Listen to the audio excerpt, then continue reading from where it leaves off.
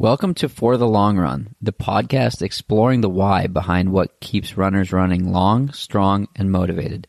I'm your host, Jonathan Levitt. I've been running for a few years now and have the privilege of meeting many incredible runners on my travels all across the country. This podcast is intended to share those amazing conversations.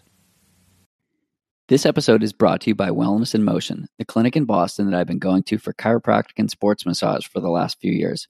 Normally an in-person experience, they closed in mid-March to help promote social distancing.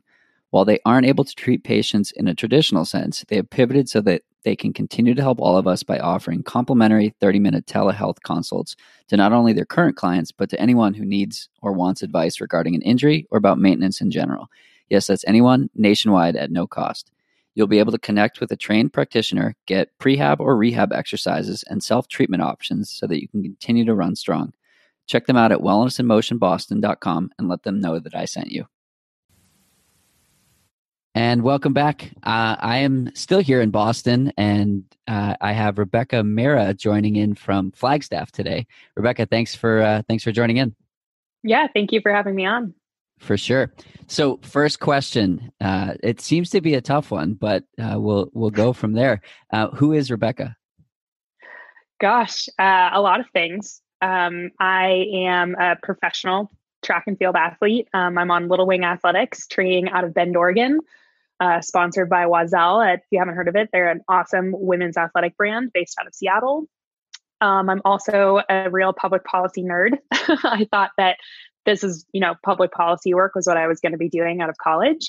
I worked for the mayor of Bend, Oregon. And yeah, a little bit about me. Cool. So you are a part of Oiselle's elite team or professional team, and they've got an awesome group out in Bend. Sure do. And I love the team aspect, and you're in Flagstaff right now. There's some pretty awesome teams in Flagstaff. I just had a chat with Alphine yesterday. Speaking of Flagstaff athletes, so what's that team atmosphere like? What's it like training with Lauren and training with that group of athletes? Oh, it's so awesome. I've never really been on a team quite like it. It's really all about women supporting women, and I've never had this kind of support structure before. Working with Lauren is so amazing because she really gets it. She's competed on this level. She knows exactly what it takes. She's been a bit injured this year, but last year she did a lot of our workouts with us. Never had a coach who could really jump in, in the way that she's been able to. And then also she's really helped me improve my mental game, really kind of helped me holistically improve as a person as well over the last year and a half. I think every woman in the group is kind of on that same trajectory of like, I want to improve who I am as a person, and I want to see what I can get out of myself. And it just creates, a really amazing environment in which like people are able to compete their best. And yeah, I'm lucky to be a part of it. Cool. So one of the things you mentioned was your goal is to holistically improve as a person. You've recently had a little fame due to some kindness you displayed in a grocery store parking lot. Let's talk about that. Where did that come from? I've said this so many times, but I, feel like most people I know would have done the exact same thing. If you had run into an elderly couple in the grocery store, outside the grocery store, actually in the parking lot, who due to a pandemic virus was afraid to go in the grocery store, you'd help them out too. And that's all I did. It was being in the right place at the right time. And I think that, that was instilled in me from a really young age, actually. My dad, around Christmas time, used to go around and talk to all the local homeless folks and buy them coffee or give them gifts. And I think that, kind of just stuck with me over the years. But like I said, a lot of people would have done the exact same thing. I just happened to be there and then happened to write about it afterwards. For sure. So public policy, we're at an interesting time in today's day and age with that. Before we dive too far into that, do you know Eric Sensman?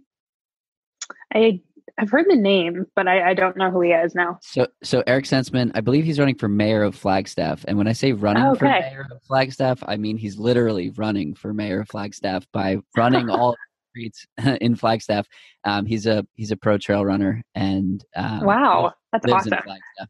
So Mhm. little interesting connection there. But so public policy is something that's I guess critical in all Definitely. times, but even more so in a time like this. So where does your interest in public policy come from, and how did that begin? Yeah, I think it was really instilled in me from a young age. I come from a family of folks who've worked in public service. My grandmother was the head of maternal and child health at the World Health Organization for many years. My aunt has worked at the International Labor Organization. She's worked at the UN. And, I grew up being around that. And I felt like the values were instilled in me to serve your community and, your country or even your world. And so, in college, I majored in international relations. I was always very interested in current events and what was going on around me. It was why I ended up interning at various places in public service at the UN, at the State Department in Washington, D.C. And it's ultimately how I ended up, working for the mayor of Bend. I just feel like it's really important to do something at some point in your life to serve your community, serve the people around you. And it's so fulfilling. So I don't know what I'll be doing in the future necessarily, but you can probably bet it's going to be something to do with public service. Cool. And then, so you mentioned serving the community. One of the things that I love about Little Wing and some of the other training groups and focuses of professional athletes is maybe serving the community isn't like the best way to put it, but bringing the community along for the ride and sharing the journey. So how has your professional running career sort of evolved as an athlete, and how have you used social media to connect with fans all over? Oh, that's a great question. It's funny. I never loved social media. I always felt like it made me stick to my phone more than I actually wanted to be on my phone. But at the same time, in this day and age, it's such a great opportunity to be able to connect with like people who are not in our like nearest surroundings, folks who are all over the country and all over the world. And it's amazing because I've just had so much positive feedback from people saying, I really appreciate following your story. And I feel like I've learned so much. And I feel like I know who you are, which is so awesome. But also, especially over the last little while, I've been trying to give back and trying to be really honest with people. When I struggled in the fall with how I was feeling with burnout, I tried to let people know how I was feeling so there could be some sort of feeling of other folks being able to resonate.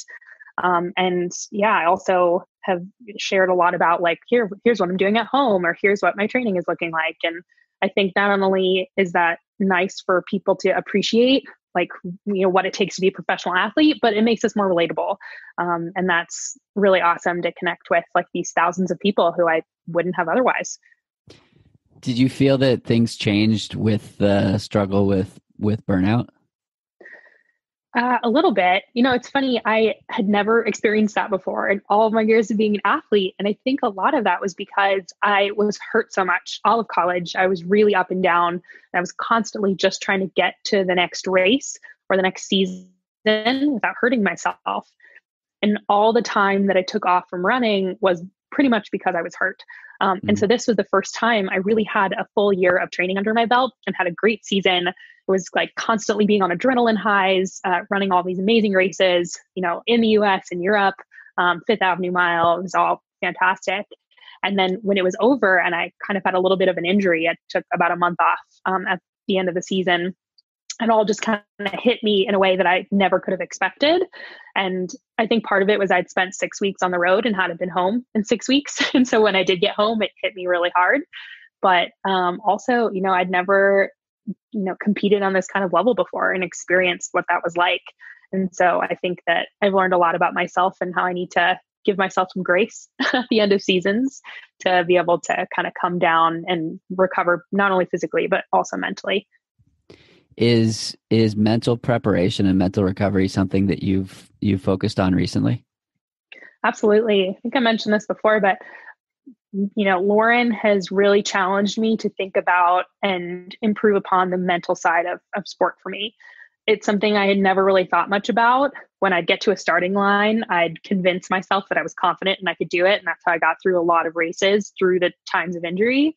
But she really challenged me to develop a racing mantra and, be able to really think through like what I wanted out of a race and then be able to reflect on what happened in that race. I never used to like have a journal in which I'd write about my goals and then write about what happened. I would kind of like take it as it was and move on to the next race. And so I think that that's been really, really great to be able to think through and challenge myself on.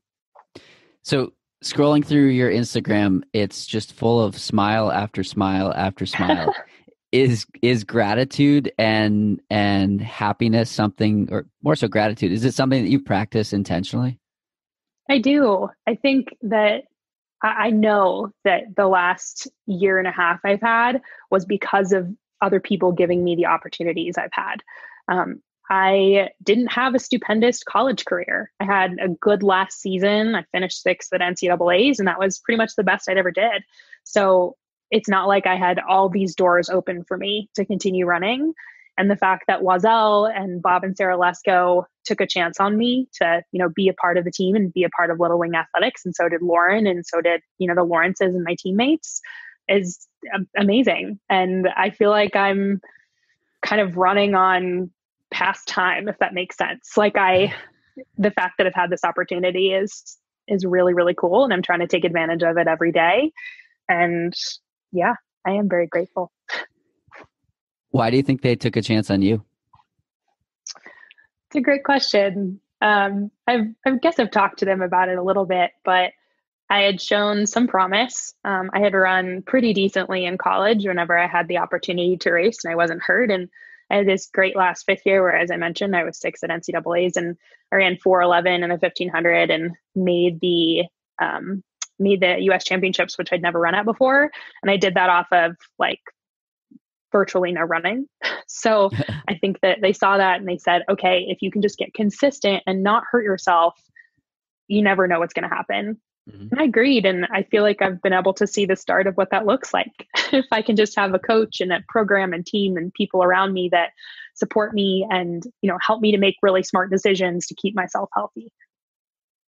What are the other resources that you lean on in Bend or I guess in Flagstaff now that help you to string together that consistency and healthy running?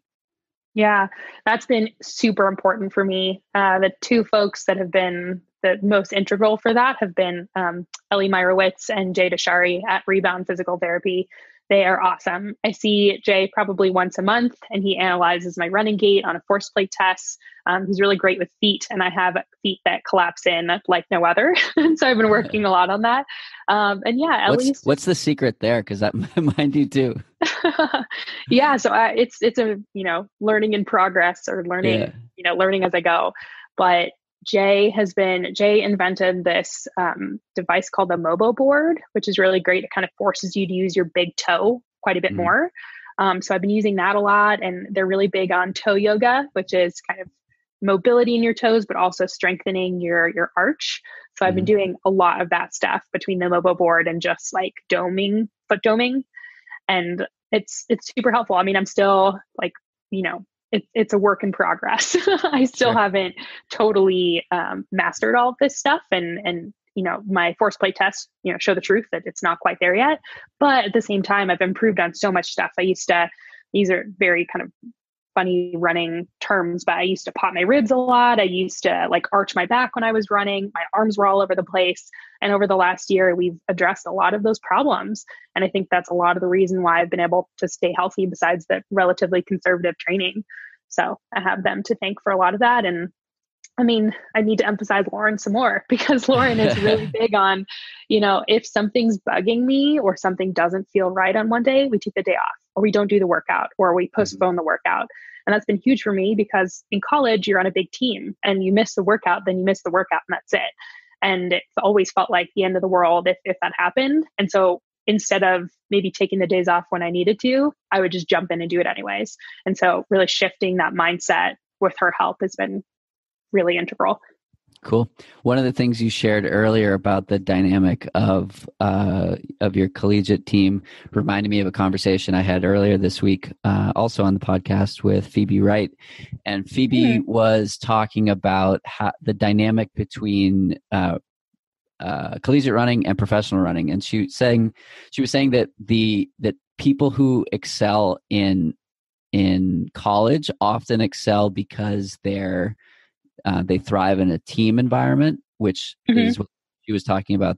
That's why she thrived in college, but didn't have as good of a pro career because there was less of the team environment in her pro experience. And what she said was, it's flip flop now. The collegiate is much more individual, and pro is, we're seeing the growth of teams like Little Wing and Northern Arizona Elite and, things like that. And I found it interesting that you said that you had the kind of college career that you had, but now you have the potential to thrive and do so much more in this team that you're on now. So I think that, yeah, I don't know. It's an interesting reflection. And do you agree with her assessment that, certain people thrive in different environments, and you might be, in the bucket that definitely thrives in that team group? Yeah, I feel like I always have fed off my teammates' energy. I think part of the reason why professional running has moved towards this team environment is because it's hard and it can be really, really lonely. And if you don't have teammates that are there doing it with you and getting up and, doing the track workouts, doing the gym, like getting in the easy miles with you when you're tired, it's really hard to do that by yourself all the time. No matter how excited you are about your goals or how motivated you are, it's just easier to have teammates by your side. I was really lucky. I had amazing teammates in college too. I just didn't know how to take care of myself properly. And I didn't know how to advocate for what I needed, and I got hurt a lot. So I think that for me, it was kind of more of a personal learning curve. But I've always done better because I've been surrounded by good teammates, like from high school all the way until now. Cool. So this podcast is aimed at exploring the why behind what keeps runners running long, strong, and motivated. So I find it fascinating to ask and explore, why professional runners do it. And I've seen some consistencies. Like I said, I've done probably 70 episodes now, and the answers aren't always the same, but it's along a similar path. So I'm curious, what's the why is probably or will always be an evolving answer, but what would you say your why is today in 2020? Yeah, I'd say two things. The people and the camaraderie are amazing in this sport. I mean, like second to none. There was a track meet that was pulled together last June in which a bunch of us were just trying to hit, qualifiers for USAs, which were happening the next month. And we kind of all banded together, all said, we're going to do this. A bunch of us were really close to making it happen. And I think all the folks who ended up running 2 or 3 point ended up going to USAs. But then we all cooled down afterwards. We had a nice conversation. We all did a post race workout together, and we all got food together afterwards. And that's just the culture of the sport and why it's so amazing to meet these people around us. And I think the second part of it is it's addicting to figure out how much, what the limits of your body are, how much you can push yourself. And, like there's something really exciting about putting in all of this work and getting excited about like feeling like you're getting faster and like seeing the numbers change too. And so I think that, yeah, for me, it's been a lot of those two things. It's also fun. I think our Little Wing motto is if it's not fun, we're not doing it. And I love that because we are out here. It's a privilege to be around the people, and it's a privilege to get to push our bodies. So yeah, and I wasn't ready to let go of that when I graduated from college. Cool. What's your favorite distance? Oh, that's such a good question. So if you'd asked me this a year ago, I would have 110% said the 1500 or the mile. But I started running the 800 in this past year. I think I'd only run it a couple of times since in all of college and high school combined. Mm-hmm. And it's a lot of fun. It's really hard. It's really, really hard. I hear people joking that the 800 is the hardest event track field. I'm not sure about that. The 10K is way more daunting to me. But I don't know. I think I probably still have to say the mile or the 1500 because it's so measurable and because I have such a long history with it. But the 800 is pretty great too. What is it about the track that you love? A couple of things. I think it's a sense of comfort. I think I've been running on the track and racing on the track for so many years that it just feels like home. The smell of the track when you get there, putting on your spikes, the sound of a gun going off, like being at a track meet just feels right, whether I'm running it or not. And I think too, I love data. I love like numbers, and I always have since I was a kid. And I mentioned this before, but I love the feeling of knowing you've gotten faster and be able to like really see Measurable. The numbers click off. Exactly. So I think that has been really exciting. I mean, when I was in college, my coach, we were running a DMR. He was like, if you can hit 69s, that'll be a huge day for you. And now the conversation is more like, can we run 65s for 1500? And it's fun to kind of see that change over time. Yeah. In addition to the community aspect, which is definitely my favorite part of it, I also love the, leveling up, and what used to be your peak or your hardest is now a little bit easier or attainable. Mm-hmm. And sort of like reestablishing what's normal and what's possible. Mm-hmm. A real slap in the face the first 6 months that I moved to Bend was the training. It was just so much harder. Honestly, like I trained a lot with Mel Lawrence, who's a beast to say the least. She is fantastic at these really long aerobic workouts that are kind of my Achilles heel. And so in the fall, which is for us a time in which we don't spend any time on the track, really, we do a lot of aerobic work. I was getting my butt kicked left and right. And it was just these workouts that were 100% longer than anything I'd ever done before. When I was in college, maybe I'd run 4 by mile aerobically at 5:40 with a minute rest. Well, now it's, can we do 6 to 8 of those with like the same amount of rest or less rest? And can you run faster? And can you get faster each time? And that was so daunting to me. It was so difficult. But then again, when I got to races later in the year, I was so much more prepared and so much stronger because I had done that stuff. That the strength is really what made me faster, but it also was really tough. I had some really rough days, especially my first year. And then looking back on it, the growth will be fun to see that, like, if you have it logged, you can look back, in a year or 2 years and see like, wow, I struggled through that. And now, that's the normal.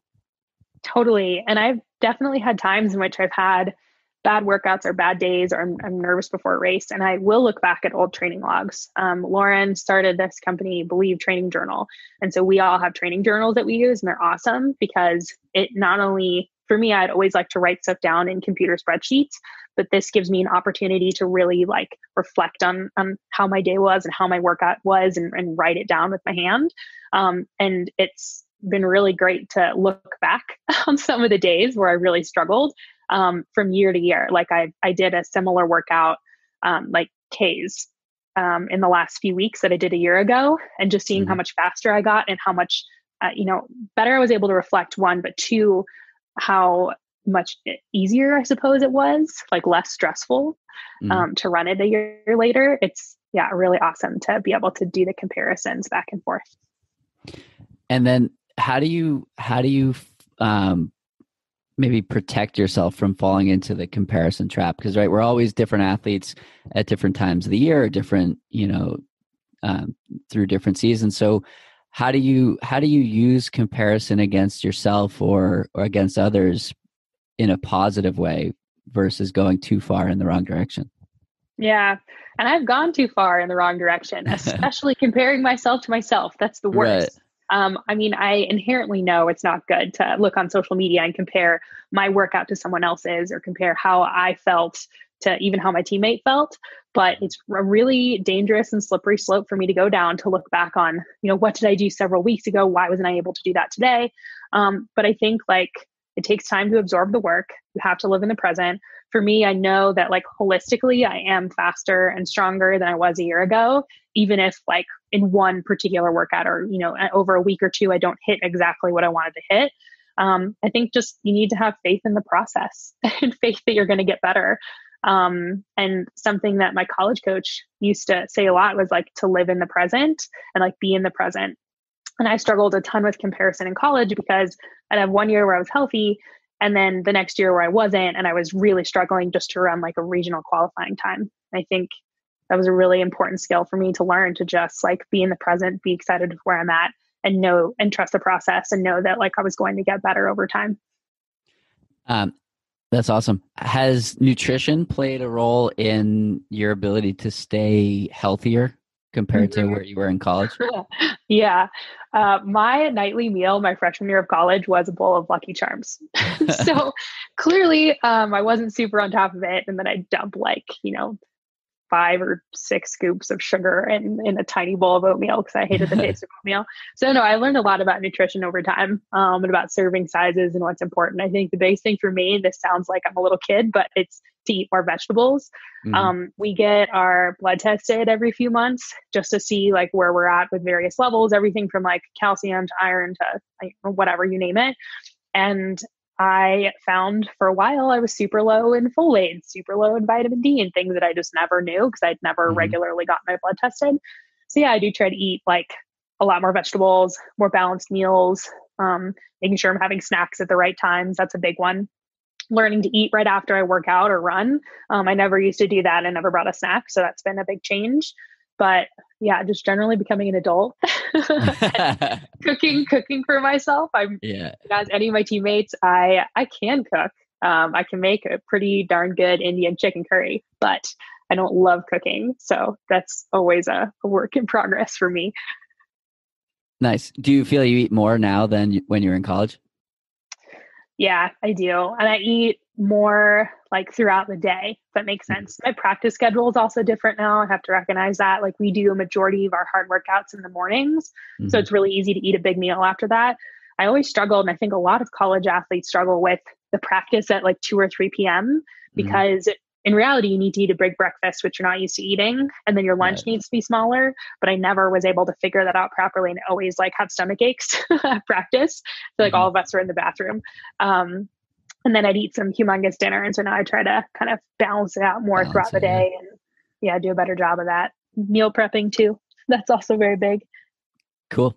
And then Bend is what, 4,000 feet, 3,000 feet? Right in between. I think the downtown is 3,500 feet and the highest we probably run is close to 4. Got it. And then you're in Flagstaff, which is almost twice that, or it is twice that. So I think the altitude also demands that additional support, and I think a lot of athletes miss that part. The first time I went to Boulder, which is 5,200 feet roughly. Mile high.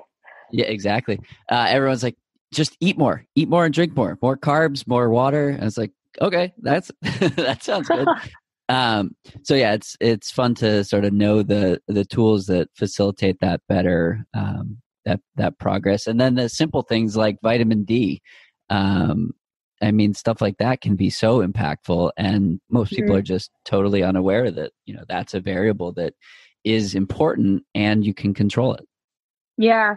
The only variable that I ever heard of in college was iron, because I knew that there were points in which I had low iron, other teammates had low iron. It was kind of the only barometer I felt like that we regularly talked about, or that I knew about at least. And so it's really opened my eyes to understand that, we need the whole picture. We need to make sure calcium and vitamin D and, vitamin E and stress hormones and everything are like in line in order to like successfully train. And if something's out of whack, well, that's a good thing for you to note and a good thing for you to try to improve upon. And so just having, as I said before, I'm a data person, and having all these, more data points than I had before is so helpful for, being able to improve and continue to train. For sure. How often do you test? On average, probably once every 2 to 3 months when we Cool. get so we got altitude camp. We went to Flagstaff for a month last year, probably going to be here for a month this year. Who knows at this point, but yeah, so we get our blood tested before and afterwards to kind of see what the effect was. And then, yeah, I'd say in season more like once every couple months. Cool. Let's jump back to talking more about Oiselle.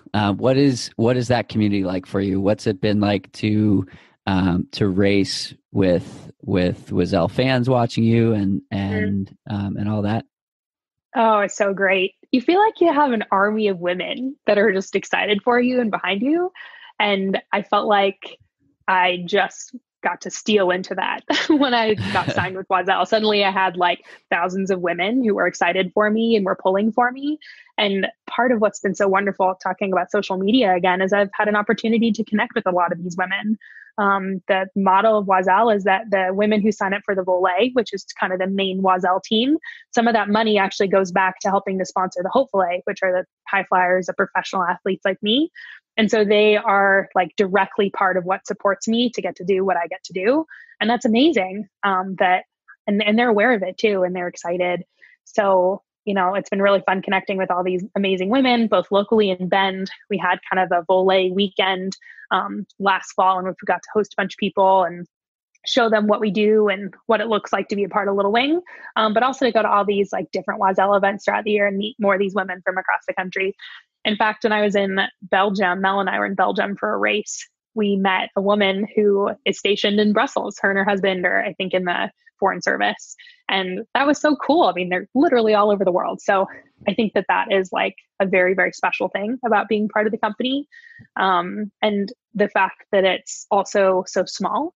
Like whenever I go to Seattle or wherever I, go to Oiselle events, I always talk to and see the CEO, Sally Bergson. And that's also really unique as well, that I get to know the CEO and all the folks who work in the company so well. So it's been really a blessing to get to work with them. Cool. Yeah, I love what they're doing in the running space and empowering athletes. One of the things you mentioned was traveling for races and traveling cross country, and I'm curious if you've developed some best practices or like tips of the trade that you can share with others who might be traveling to races as well and a little unsure of how to do it appropriately. Totally. I've really learned a lot over the last year and a half in comparison to college, even because college, we would travel as a team. Everything's taken care of for you. You don't really have to think a whole lot. You just do it. Mm-hmm. And for me, I've learned a couple of things. One, keep hydrated. It sounds like such a easy one, but I never was particularly good at it. Sometimes that's noon, sometimes that's Pedialyte, kind of whatever I have an opportunity to have. And then as soon as I get there, I really try to, the day before a race or 2 days before a race or whenever it is. And at some points it's been the day of the race. I put my legs up on the wall, try to relax, watch something on TV or something that's not stressful, or read a book. Another big one is I always stretch whenever I've come out of traveling, whether it was an hour car ride or a 12-hour flight. Always stretch, drink water, legs up on the wall. Sometimes it's an ice bath. I know that the jury's out on what people think of ice baths or not, but for me, I feel like if I've traveled a long way, I can tell my ankles are swollen. So ice baths are really great, especially if you're in a hotel where you have access to ice. So between those things, it's not rocket science, but got to do what makes you feel good. But those are the things that make me feel ready to go. Cool. What big scary goals do you have for the next 5 years? That's a great question. In fact, I feel like I've been trying to work these out, but I mean, this year, who knows what's going to happen, right? But I want to run the Olympic standard, and be great if I can run both the 8 and the 15, but I think probably focusing on the 15 and going to try to run 4:04.2, and get to the finals, the Olympic trials, and see what I can do. And all you really can ever do in this sport is give yourself a chance. So if you give yourself a chance and then you give yourself the opportunity to be able to take advantage of the fact that you gave yourself a chance, well, then you never know what great things are going to happen. So I think that's what I'm going to do in every race that I run over the next several years, is give myself a chance to run fast and place well and, see what happens. I hope that I get to, run for the next 5 years and, continue to run world and Olympic standards and give myself chances to make teams. And maybe one of these days it'll work out. Never know. Awesome. Yeah. What are you scared of? That's also a good question. I said this to Lauren, I've said this to teammates and boyfriend and friends, but I had such an electric and fun and exciting year last year, which just felt like all upward trajectory. And I know that it wasn't. If I look back at my training logs and I look back at what the year really looked like, I did have some ups and downs, but at the end of the day, it felt like I got so much better. And it is always nerve-wracking to think you can put in the work and either A, just end up getting hurt, which has happened to me a ton of times, and it's super disappointing and frustrating. Or two, like you don't run as well as you want to. And you can put in all the time in the world and the work, and it just may not work out. So, those are always scary things, but hard things are tough to do. So it's always going to be worth it for me, no matter the outcome. But those are definitely things that make me nervous from time to time. One of the things you just said, hard things are tough to do. How do you take what you learn in running, so these hard things, and apply it to life? Yeah. I mean, you have to be organized. You have to be willing to put in hard work, and you have to be passionate about it in order to be good at it. And I think those are all aspects that you can take into anything you do in life, whether it's, having a relationship, becoming a parent, any other type of job you do, is that if you're willing to put your head down and put in the work and be organized and on top of it and excited, then you can kind of do anything. And so I think that there's hopefully a lot of ways in which running can help me out later and what I've learned. You've got a million of these like mantras or like one quick hit lines that I love. The head down, put your head down and work. Put your head down and work is something that resonates with me. I did a podcast with Shalane earlier in the week, and I tweeted it out with the line, "It's time to put your head down and work." Oh, really? Yeah, based on the conversation or what she was sharing about, how to approach this uncertainty that we have ahead of us. What she was saying was, we don't know what the next few months look like, and we don't know if there will be Olympic trials. We don't know if there'll be the Olympics. So now's a good time, as she put it, to stuff the silo full of miles and like you said, put your head down and work. So my question is, how are you approaching this uncertainty? Is it a similar approach where you're, working on just getting as fit as possible? Do you have some dates in mind? Do you have, A, B, and C goals? How are you approaching this uncertainty? Yeah, we just had a team conversation about this a couple of days ago, and we can only control what we can control. So we can't control when, this health crisis is going to be safe enough for us to be able to put on some track meets or run with other people. So right now we're staying within a team unit and we're training. We're going to try to get access to tracks and to good places to train whenever we can. Clearly, as most people throughout the country are experiencing, there are no gyms. So we've been, doing makeshift gym, making stuff up in our living room. I've learned a whole lot about, what squat height is best versus not. And so, yeah, we're just kind of doing our best to stay positive and train a little bit. I'm not sure how our training is going to shift, considering the fact that we were going to open our season at Mount Sac. And clearly that's not happening anymore. So, shifting the training maybe a little bit to be a bit more strength-based and aerobic rather than getting sharp and ready to race some races. But, still holding out hope that perhaps the trials are going to be at the same time. And perhaps by like May 15th or so, it'll be safe enough for us to run some track meets. So kind of using that date, I suppose, as a North Star. But then again, as athletes, I've learned you just need to be adaptable. And this is the, biggest example I've had of like, you just need to be willing to, roll with it. So that's what we're doing. Just training away, putting in the miles, putting in the time, doing the makeshift gym, and hoping that there will be an opportunity to race eventually. Cool. What do you wish people knew about you? Oh, that's a great question. I don't know. I'd have to think about that. I think that I can come off. So, actually, to my competitors, and actually something that my college coach told me, I can come off like I'm uber competitive and really Mm. serious. And I can be, but I'm also really goofy and I love to talk. So, anyone who doesn't know me, I guess, doesn't know those things. But yeah, I don't know. I just hope to get to know a whole lot more people in the running world over this next year. Cool. Well, where can we follow along with your adventures if we wish to do so? Yeah, I have an Instagram, Rebecca_Mehra. I think my Twitter handle is also the same. And I only got a Twitter 6 months ago, but now I'm gonna do a much better job trying to use it and trying to let people know what's going on. Also, I write blogs through Oiselle on Oiselle channels every once in a while, so that's always there. But I'll do my best to also share it on social media, and hopefully, when it's safe in the future to do some events and get back with the Oiselle community, I'll plan to do that too. Awesome. Well, thanks so much for joining in today, and have fun in Flagstaff. Thank you so much. Yeah, stay safe, stay healthy.